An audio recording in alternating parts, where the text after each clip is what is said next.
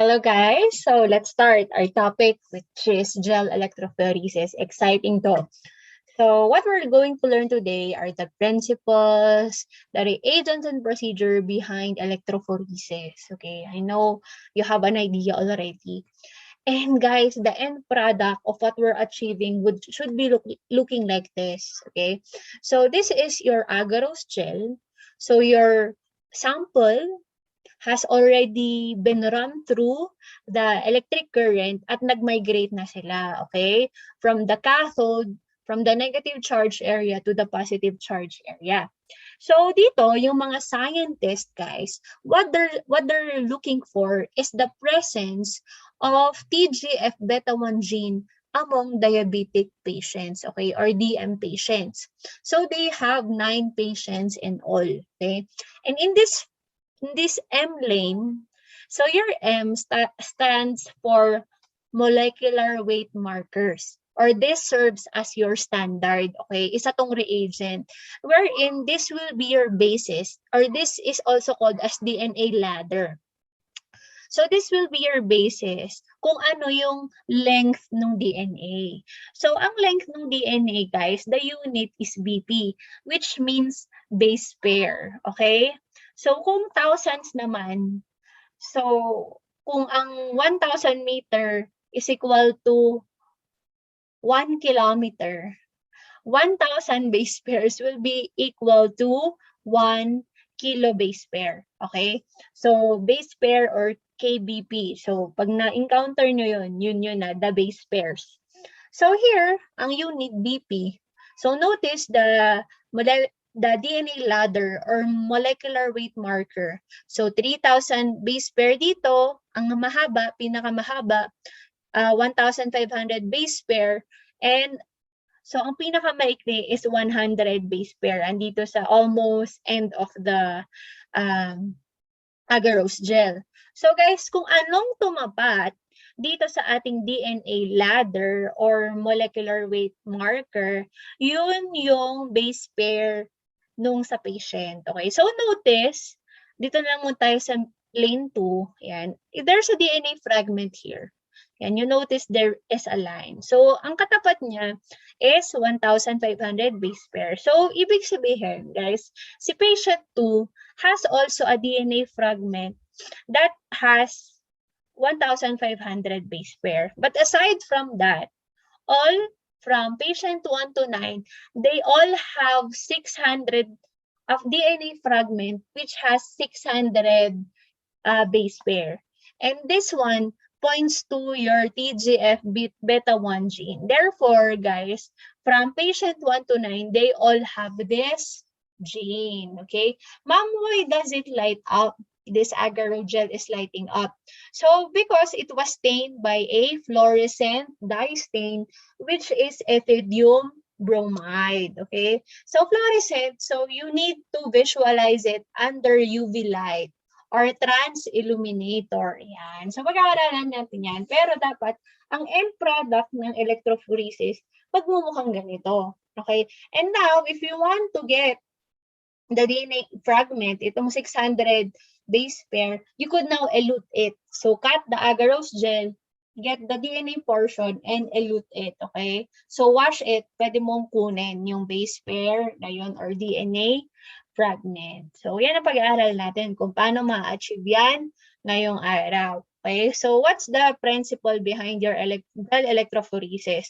So basically, you have a strainer. Yan, the gel in your electrophoresis acts as a sieve daw or isang strainer.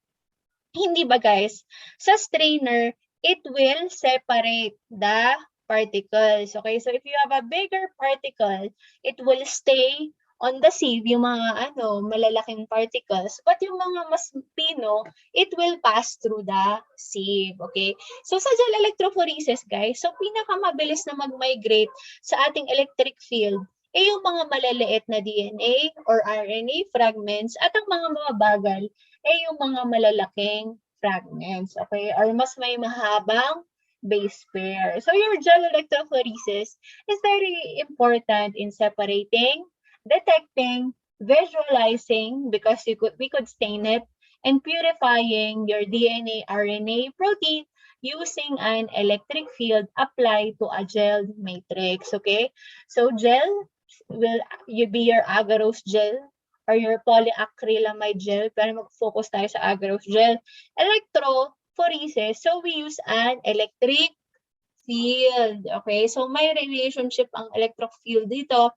So there would be voltages that are involved, positive and negative charges. Okay, so you will separate your DNA according to size. Yun nga, base pairs. So it is used for PCR tests. Yan, to assess what are the types of DNA fragments that were produced in our PCR test. What else, guys? To assess if the gene that you will be pasting in your plasmid, hindi ba pwede tayong mag-copy-paste ng mga genes sa ating bacterial plasmid? Ito, di ba? Pabilog ang plasmid. You could cut it and you could cut a portion and replace it with another gene. So, if you want to assess kung tama yung gene base pair na nilalagay mo, is you could run it through electrophoresis. Okay? So, if you only, kunyari, this is 10 base pair or 10 kilo base pair, at nag-cut ka ng portion na 2 kilo base pair. So, dapat ang ipapalit mo na gene doon is dapat 2 kilo base pair rin, di ba? So, kasi nga, 8, so may 10 ka. Tama ba? Tama ba yung sinabi ko? So, kung ito is 10 kilo base pair, yan, and you cut 2 kilo base pair. Yan. So, ang ipapalit mo rin dapat na gene doon is 2 kilo base pair. And electrophoresis is good in measuring that, okay? Para swak yung ipipaste mong gene, okay? So, ayun guys. So, your DNA fragments are negatively charged because of the presence of phosphate group or phosphoric acid. So, kailangan iloload mo siya sa negative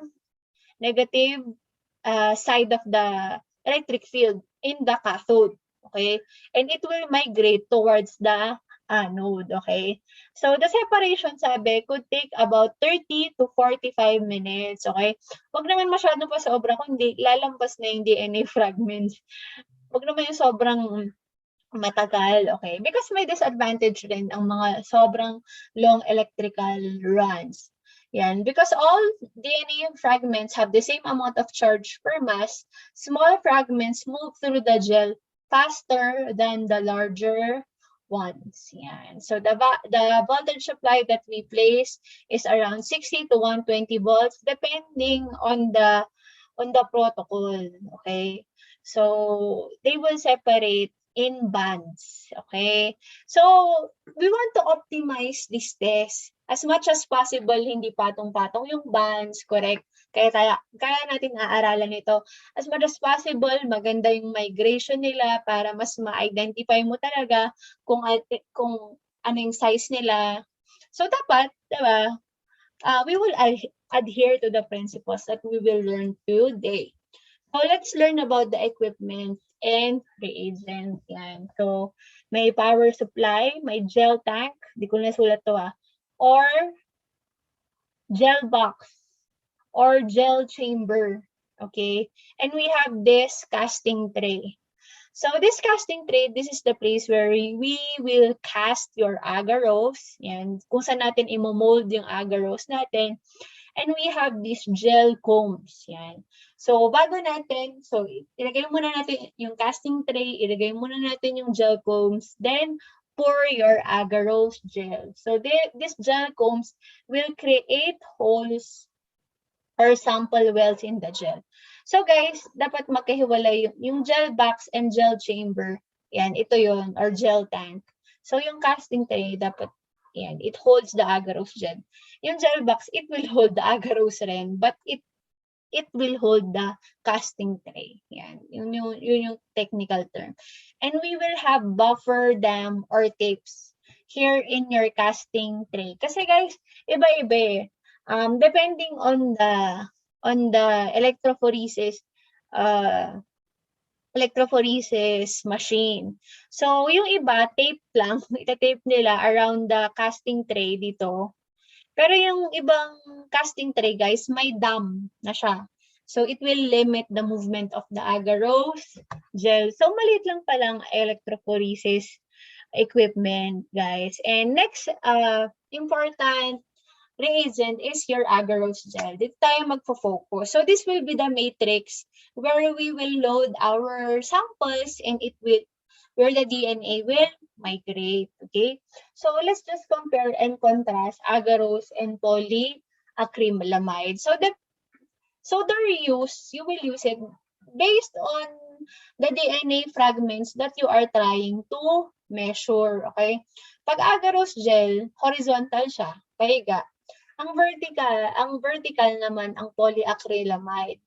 So your agarose, you use it for big DNA fragments up to 20,000 base pair or 20 kilo base pairs, okay? So pang malalaking fragments ang agarose gel, and polyacrylamide has high resolving power for short DNA base pair. So if you're really detailed, yung mga maliliit lang na DNA fragments, polyacrylamide ang gamitin mo.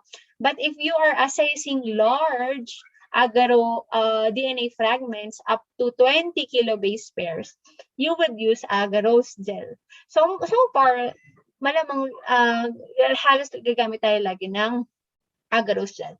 So the properties of agarose gel is, if you will see a higher agarose concentration, it has smaller pore size. Okay? If there is a lower agarose concentration, it has larger pore size. So indirectly proportional ang agarose concentration at pore size. Okay, they are inversely related. And the polyacrylamide concentration, routinely we use 6 to 15%. Yeah. So your casting methodology, upon cooling, yan, it's already set. Yan. So it's ready to be used as a gel matrix. Here, your polyacrylamide sets by a chemical reaction. So guys, kasi yung agarose nyo is from a seaweed, extracted from a seaweed. So parang gulaman siya. But here, polyacrylamide, there is a chemical reaction involved, which is the cross-linking of your acrylamide. And guys, take note lang that acrylamide is a neurotoxin. So, ang polyacrylamide, it is a non-toxic substance already. However, it has still acrylamide. So you have to be careful. Yan, agarose is easier to prepare. It sets quickly. Pwede mo siyang i-freezer or i-ref. It can be refrigerated, non-toxic. The pore size can be manipulated based on the concentration. Buffers can alter the resolution and runtime. So yung mga buffer na ilalagay natin could have an effect, and large range of DNA can be separated. So from small DNA fragments to big DNA fragments. Polyacrylamide, pang maliliit lang, pang short DNA fragments lang sila. However, your polyacrylamide produces more reproducible and consistent results. The pores are uniform in size, unlike your agarose gel, paiba-iba. Polyacrylamide is inert or non-reactive with samples. It has high resolving power. So maganda yung labas ng mga DNA fragments.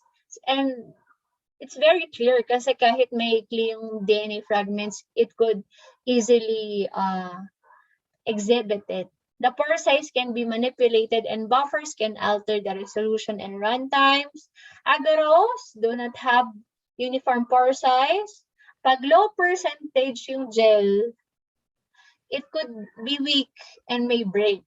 Okay, if the low concentration agarose gels could be weak and may break.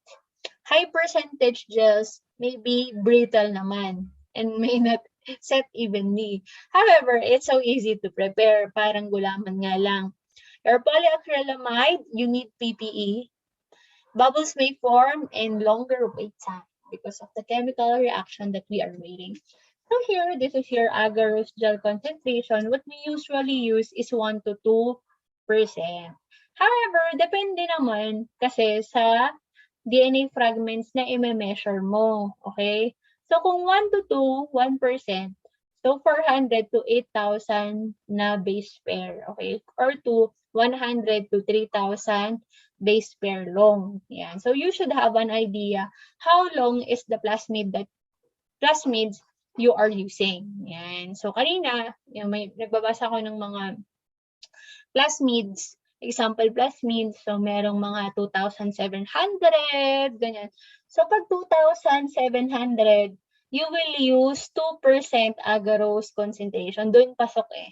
Yan. So 2,700. So example, kung 4,000 naman, 4,000, around 4,000 yung base pairs, yan, you could use 1.5% agarose gel. Yan. So kung mas malaki, yan, 0.3%. However, di ba yung disadvantage niya, it could be weak pag mas mababa yung agarose concentration. Yan. Sabi, dito, the larger fragments are much more better resolved in 0.7%. Yan. So, di ba, pag lower concentration, mas maganda daw nakikita yung mga larger fragments. So, guys, you have to, so medtechs ang gumagawa ng agarose gel. So, kailangan mo isipin muna, how long are your base pairs? And that will dictate what is your agarose gel concentration. So, example dito, 1,000, while the small fragments separated best at 1.5% agarose. The 1,000 base pair fragment is indicated in each lane. So, 1,000 base pair ang nag-run sa 0.7, 1, and 1.5. Ang 1,000, it is good at 2%. Ayan, dapat 2%. Pero ang pinakamataas na concentration na ginamit nila is 1.5. Yan. So sabi, pinakamaganda yung separation sa 1.5%. Yan. So the closest to this one, yung lower limit natin. Yan, yun yung agarose gel na piliin nyo. Okay? So, example. So, yan.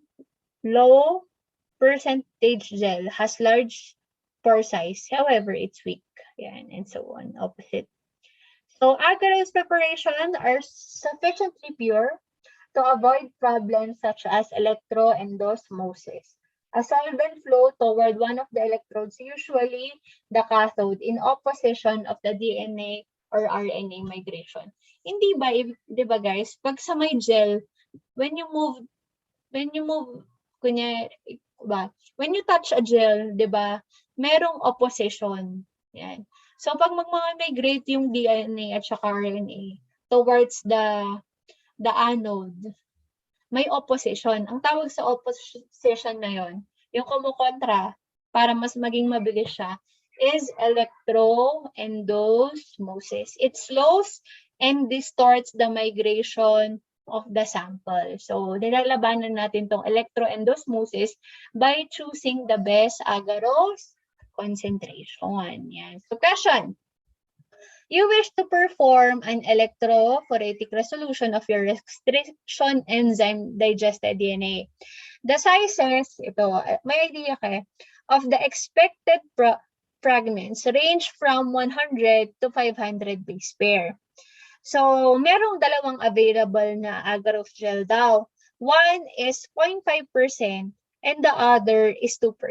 Which one might you use to resolve your fragments? So, para mas makita yung fragments ng 100 to 500 base pair, ano daw kaya yung mas magandang piliin? 0.5% or 2% agarose? So, notice guys, wala naman tayong 0.5%, 0.5.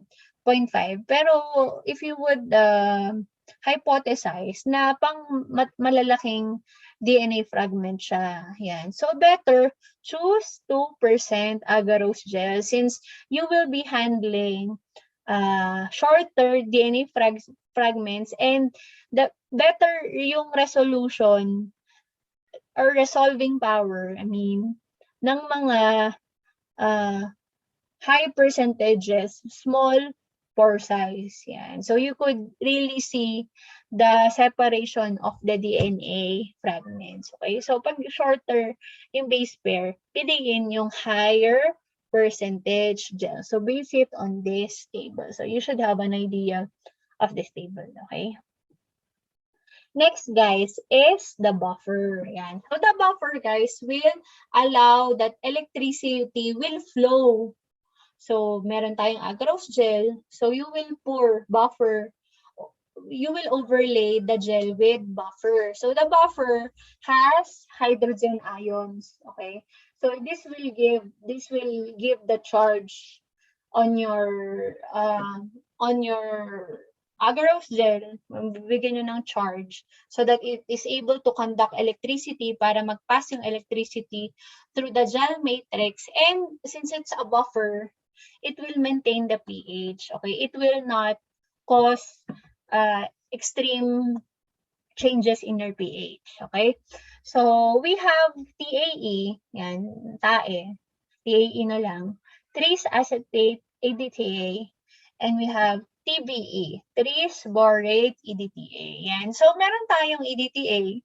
So EDTA acts as a chelator of the nucleases. Ayan. So, but it will cancel out yung mga enzymes that could disrupt our DNA, and I don't know if it's also in RNA.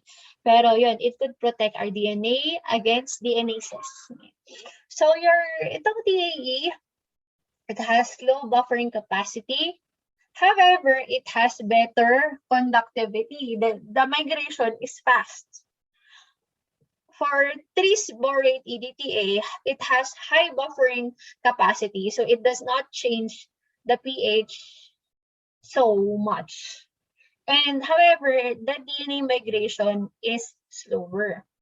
The advantage of your TBE is your electrophoresis won't overheat. Okay? Your TAE tends to overheat.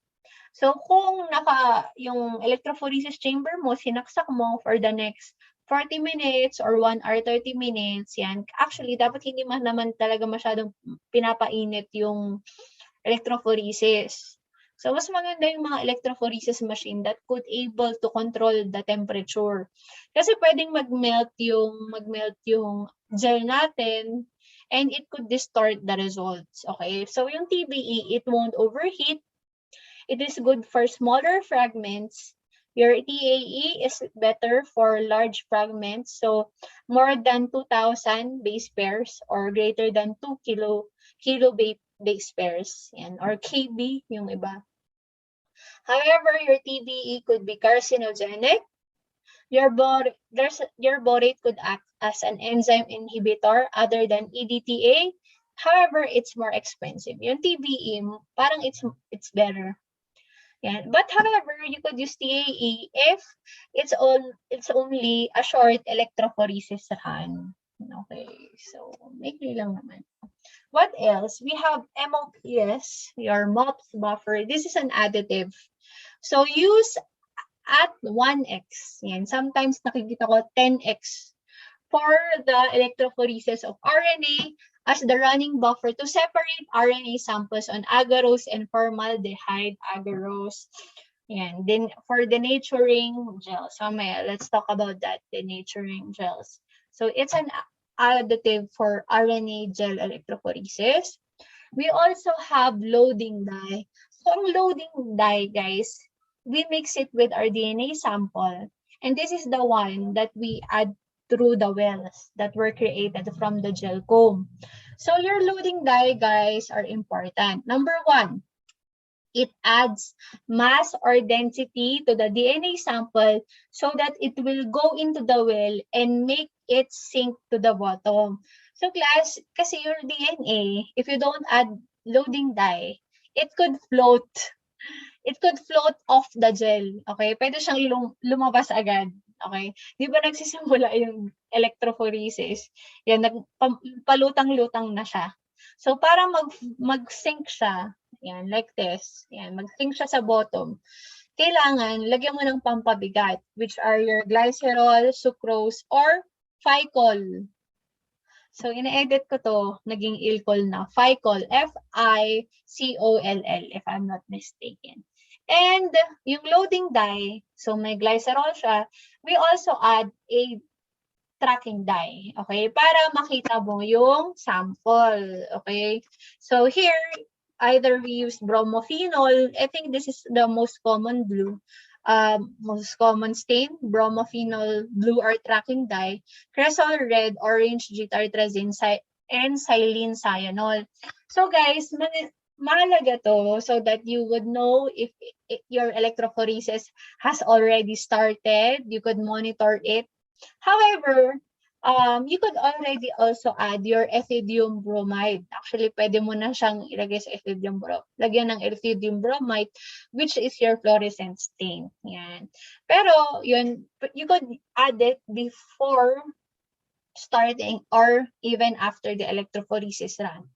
So, pero, okay na. Check carry lang. May tracking dye ka naman from your loading dye or loading buffer. So, ganun yung mga terminologies, guys. So, ito na. Nabanggit ko na ito kanina. Your standard or your molecular weight markers or your DNA ladders. So, this is your DNA fragments with known size. So, this is your standard. This will be your basis to compare your experimental setup. These are used to estimate the sizes of your DNA fragments. Yan. So, example, this is your DNA ladder. Yan. So, meron. So, in the 800, merong tumapat. Yan. So, dito sa 1,000, meron ring tumapat.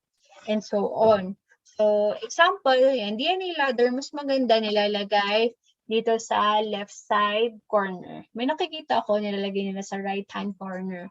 So, whatever, as long as you know what is placed in your wells, okay? So, mas maganda yung pinakauna is your DNA ladder or your molecular weight marker. Okay? So, this will be your basis. So, after you have loaded your wells, yan, magmamigrate na sila, it will look like this one. Yan. So, ito yung molecular weight marker natin. And this is your specimen 1. So, may tumapat dito.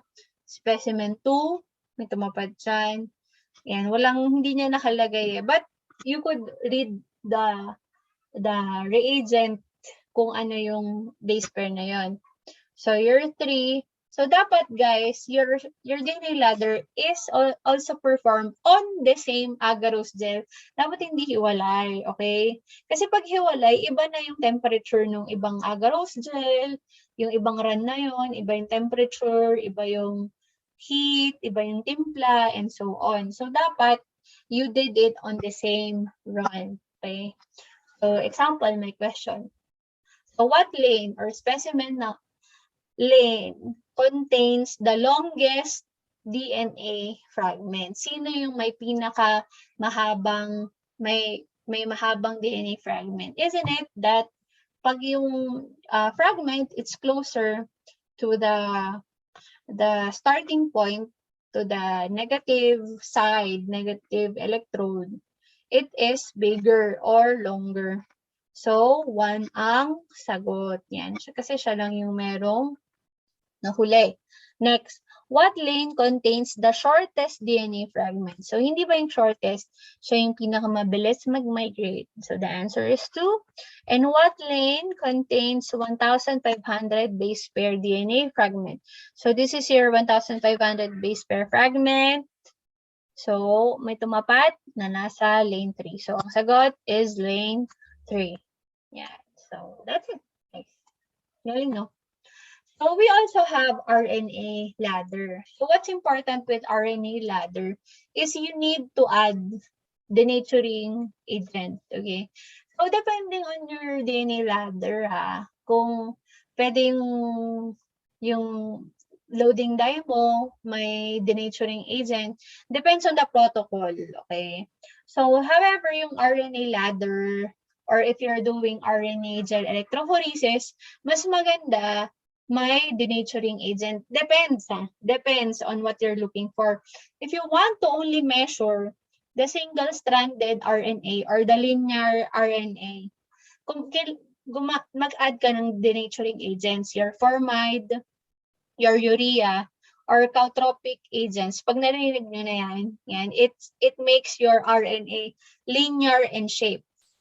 SDS, yan, according to Thermo Fisher, is a denaturing agent, okay? What does it do? It maintains RNA in a linear shape, okay? It prevents folding or the formation of secondary structure kasi that is the tendency of RNA. Though it's a single-stranded RNA, gusto niya mag-fold at mag-form ng complementary bases on its own. Hindi ba natutunan natin? Like the structure of your tRNA, di ba? Medyo complex siya because of the folding or the loops. Yan. So, para maging stable siya, at yun nga, to prevent the secondary structure or the folding, we could add denaturing agents. So, if you're performing RNA gel electrophoresis, dapat RNA ladder lang rin ang gamitin mo. Kung DNA gel electrophoresis, dapat DNA ladders ang gamitin mo, okay? So, it could lead to a typical separation patterns due to separation of the double strands. Okay. So, meron na yung term yan. So, yung denaturing agents will dictate if your gel is a denaturing gel or a non-denaturing gel. So, ito kasi yung nasa research nyo, activity natin.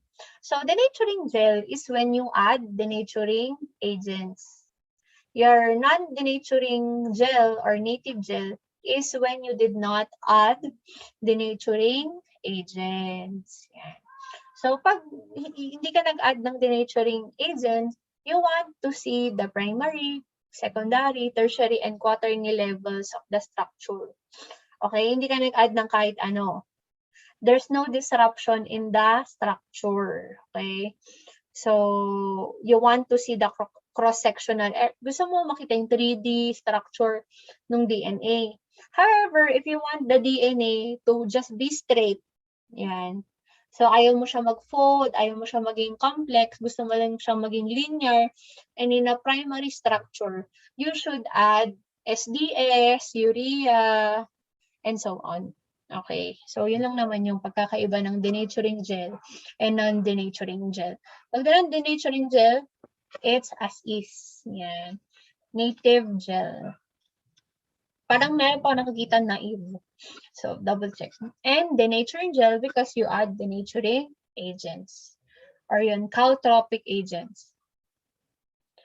So, this one, ethidium bromide. So, you could add this in the making of your agarose gel or after migration. Yan. So, it's a fluorescent dye. So, you need a UV light box. Yan. Or a trans illuminator.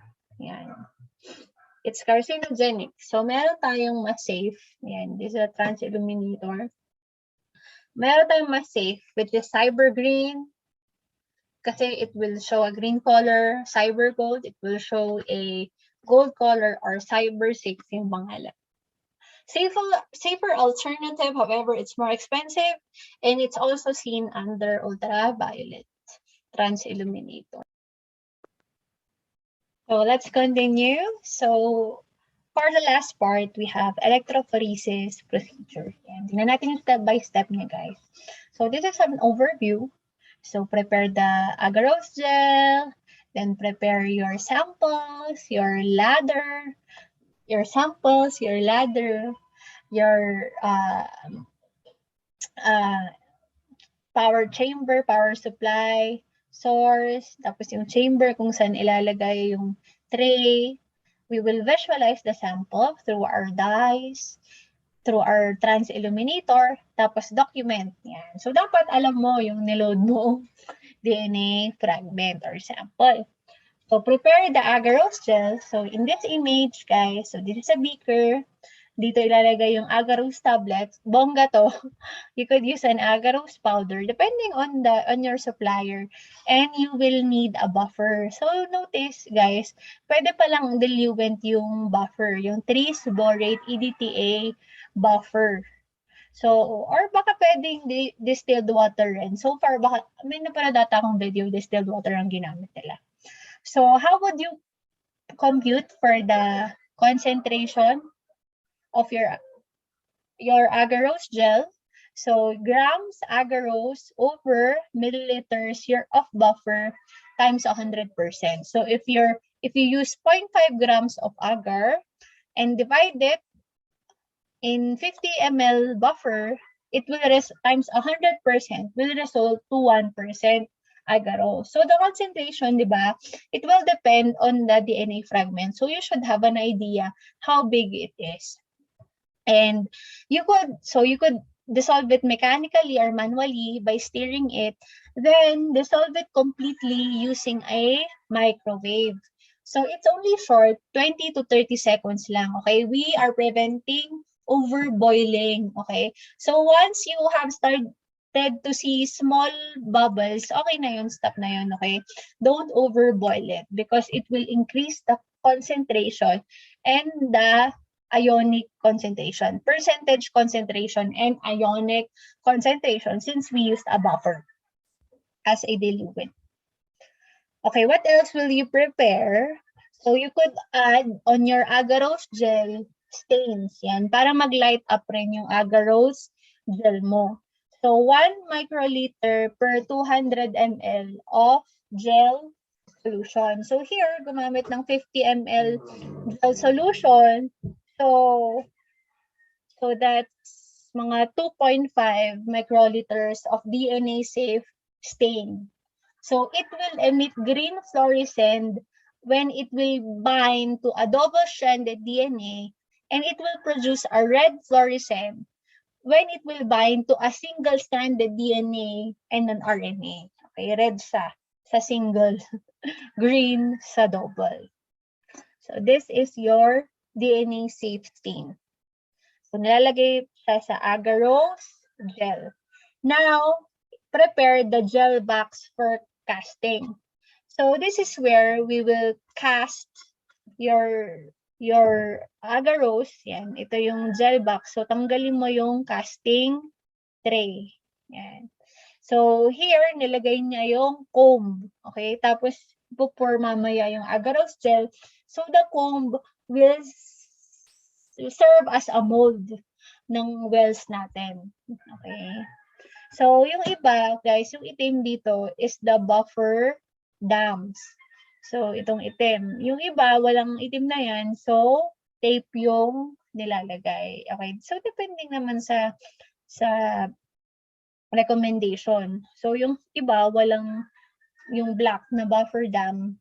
So, tape yung nilalagay. Next is pouring the gel. So, the thickness of the gel, guys, will affect the migration of your DNA fragments. Kasi pag makapal. However, they recommend about 6 to 7 millimeter mark, depending on the recommendation of the manufacturer. Pero, dito na lang muna tayo, about 6 to 7 millimeter thick. May ibang references, 0.5 centimeter or mga 5 millimeter. So it will take about 30 minutes to solidify at room temperature, but you could place it into the fridge, okay? So guys, since you place your agarose gel in a microwave, so palamigin nyo naman, okay? So I saw a guy, nanood ako ng mga gel electrophoresis. Pag cool to the touch na yung Erlenmeyer flask, pinupour niya na yung gel niya. So, pag masyado pang mainit, wag mo munang i-pour while kasi baka matunaw, mag-warp. Yan.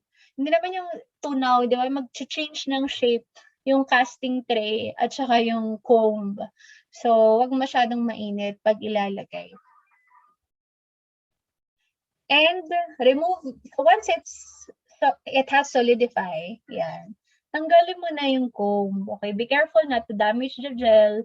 If you remove the comb or the shutters or the tape or the dam, okay, when removing the comb, make sure not to pierce the gel. So, remove it carefully. Yan. So, nakakreate ka na ng wells. So, then overlay your agarose gel with the gel buffer. So, yung thickness naman ng gel buffer, 2 to 3 millimeter above the gel. Yan. So, TBE buffer rin yung nilagay nila. Pour it over the gel until it is fully covered. And prepare your loading dye. Before loading each sample, you need to add loading dye to each sample. So this is your sample and this is your loading dye. So pipette loading dyes to your sample. Yan. So example ng loading dye is glycerol, okay? So that the specimen will sink. Yan. Or has a higher density para hindi lumutang. Okay, it will sink.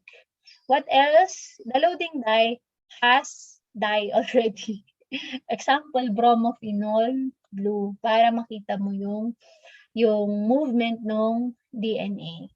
And run the gel at a constant voltage until bond separation occurs.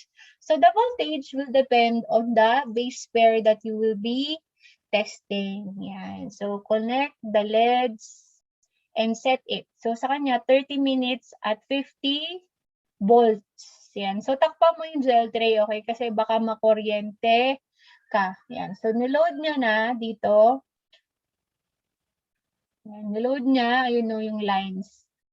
Yan. Nakikita nyo, kasi may dye, loading dye or loading reagent. If the electrophoresis conducted for too long, DNA bands may migrate off the end. So yung sakto lang, guys. Longer electrophoretic runs will increase the separation between fragments. So pag mahaba yung run mo, so dito ang sinet niya 30 minutes. Pag ginawa mong 1 hour, then the DNA fragments will migrate further, okay? At it is good. Yan, especially you could distinguish well the fragments. Example, tingnan natin dito. Meron akong image dito. So this figure shows the separation of standard DNA markers at 15-minute intervals at 70 volts. Lane 1. So pare-pareho silang DNA markers, the same. Iba-iba yung time nila. So, yung lane 1, 15 minutes lang pinamigrate, hanggang dyan lang. So, patong-patong pa yung mga fragments. Lane 2, 30 minutes. Lane 3, 45 minutes. Lane 4, 60 minutes. Lane 5, 1 hour and 15 minutes. And lane 6, 1 hour and 30 minutes. So, you could see the separation among them. Pag mas matagal yung run. However nga, baka nag-overheat na yung electrophoresis mo. So, you have to be careful. Dapat yung sakto lang. Okay? So, the higher the voltage, the faster the DNA will travel through the gel. However, the voltages that are too high can melt the gel. Yan, or distort the DNA bands. So, hindi rin okay na sobrang init or masyadong mataas yung voltage. The gel concentration and volume affect the separation. Yan. So, DNA samples will migrate at a lower concentration compared to a 1% gel. So, likewise, yan, pag mas makapal yung gel, di mas mabagal mag-migrate. Okay? Kaysa sa pag mas manipis yung gel or mas maliit yung gel. Yan. So, a good clue para hindi ka lumampas ng agarose gel is it has migrated about 3.5 to 4 centimeter. Okay? So, about mga close to 75% of the agarose gel. Yan. Ay, close to 60%. Yun. Huwag naman yung masyado. Or 75%. Doon ka magsa-stop na. Yan. So, guys, ando no, nakikita nyo ba yung wells? Yan. So, you could see it. Kung white yung background ng agarose gel mo, so ito yung tray mo, di ba? Kung white yung background, hindi mo makikita. Ay, ba't nandito yung randa gel ko? So, dapat andito yung guys, baliktad yung 7 and 8 ah. Load the gel, syempre. Load the gel with sample first before running it. Ayan. So, may background yung sa ilalim para makita niya kung saan niya nilalagay. Ayan. So, this is just a video on how you place it. You should place a dark background para makita mo. So, hindi niya pinipairs yung gel ah. May butas yung gel because of the combs. Ayan. So, each one will, so kunyari dito sa lane 1, yung DNA ladder ang lalagay. Lane 2, yung sample 1. And so you could see what he is placing because of the loading die. Okay. So you should discard your pipette tip every time that you will place a sample. So your 5 microliter sample has your DNA sample and your loading die na. Okay, magkahalo na yon. Tapos ilalagay mo, you will load it on the gel. Tapos you will run, nauna na. And then, so once it has already migrated, you could view it on a UV light box or trans-illuminator and measure the base pair. So pag na-measure mo na, you could cut the required DNA plus gel band and extract the DNA from gel through elution or other methods. So guys, your radioactive stain, so aside from fluorescent stain, you could use actually radioactive stain. And this is the most sensitive daw. It is for oligonucleotides. Yan. So 32 phosphorus, 33 phosphorus, and 3 hydrogen radioactive labels. Yan. So pag radioactive stains, guys, hindi UV light, but auto-radiography, wherein you get the gel, you get an X-ray film, you expose it to the radioactive substance. Ipapatong kaya? Or dapat may space? Ganyan. And you will develop the film, and the film will show the position on the bands. So it could be measured, the film could be measured by densitometry. Yan. So this is more sensitive daw. Autoradiography compared to ultraviolet. Pero mas, kasi nga, di ba, health risk to. So ultraviolet na lang tayo. So, for my final slide, guys, patapos na ako. So, this is the application of your electrophoresis for our next topic. So, this is a plasmid. Yan. So, the researcher has an idea that this plasmid has 4,070 base pairs. Yan. Or 4 kilobase pairs. So, ito, ma-notice niyo sa plasmid. So, pabilog siya, hindi ba? So, galing to sa isang bacteria. So, sabi niya, 4,070. And guys, notice, merong eco R1 dito at eco R1 dito. There are 2 sites of eco R1. Yan. So, pag hinati mo ito, it will have 1,200 base pairs. And this part has 2,870 base pair. And guys, your eco R1 acts as a cutting enzyme. It acts as a scissor, okay?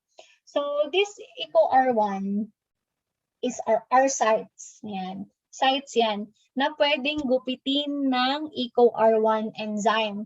So, eco R1 is a restriction enzyme found in your E. coli. So, isa to sa pinaka-common na isang scissor or cutting enzyme or restriction enzyme. So, plus, pag present ang isang eco R1 enzyme, at pag nakita niya itong sequence na to, GAA, TTC, sa 5 to 3 prime, and GAA, TTC, sa 5 to 3 prime, antiparallel, yan. Pag nakita niya yan, ito, ng enzyme, yan, it could, if the eco R1 saw this sequence, it could cut it. Yan. Yung rationally behind, ba't siya nanggugupit? We will talk about it on the next topic. Pero I just want to give you an idea. So, pag nakita niya yung isang site ng ECOR1, gugupitin niya. So, this enzyme could cut the plasmid here and could cut the plasmid here. Yan. So, if the enzyme could cut the plasmid here and here, this portion will have 1,200 base pairs, and this portion has 2,870 base pairs. Now, you could not see it with your eyes, right? But you could see it using electrophoresis. Yan. So, run it in your electrophoresis. At pag ganito ang lumabas. Yan. So, nung hindi mo pa kinat, ayan, nilagay mo sa second lane, 4,070 base pairs. Correct. Yan, dito lumapat. Around the 4,000 base pair area. Nung kinat mo na, nung naglagay ka ng enzyme, ng restriction enzyme, kinat niya into 2 parts. Yan. So, nahati na yung plasmid. So, meron na tayong, nag-migrate yung isang gene, ito, dito sa 2,870 mark, at nag-migrate yung isa sa 1,200 mark. Okay? So now, kung ano man yung kailangan mo, you could now cut this agarose gel, yan, and combine it. So, ikat mo to, yan, kunin mo yan, combine it to a gene which has 1,000, other gene which has 1,200 base pair. Yan. Pag-combine mo, yung pasting enzyme natin is DNA ligase. Yan. Pag-pair mo silang DNA ligase, and it will create a new plasmid. Okay? So, or kunin mo tong 1,200 base pair, maghanap ka ng ibang gene which has 2,870 base pair, tapos pwede silang mag-create ng another recombinant DNA. Yan. So, yan ang next na topic natin. So, guys, may natutunan ba kayo ngayong araw? That's the end of our electrophoresis. I'll see you again. Thank you, guys.